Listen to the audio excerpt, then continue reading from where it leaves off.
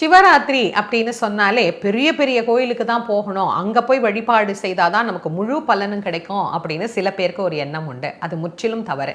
ஒரு சின்ன கோயில் பார்க்கறதுக்கு ஆளே கிடையாது, ஒரே ஒரு சிவலிங்கம் மட்டும்தான் இருக்கு, அந்த கோயிலுக்கு போய் வழிபாடு செய்யறதுக்கு கூட ஆள் இல்லைன்ற நிலைமையில ஒரு கோயில் இருந்தாலும் சிவராத்திரி அன்று கண்டிப்பா அந்த கோவிலுக்கு நீங்க போய் வழிபாடு செய்து ஒரு சின்ன அபிஷேகம், என்ன முடியுதோ பால் பழம் என்ன கிடைக்குதோ அதை வச்சு நாம அபிஷேகம் பண்ணி வழிபட்டால் கூட அநேகமான நன்மைகள் நமக்கு கண்டிப்பாக கிடைக்கும். கோவில்ல சின்னது பெருசு அப்படிங்கிற வித்தியாசம் எல்லாம் கிடையாது.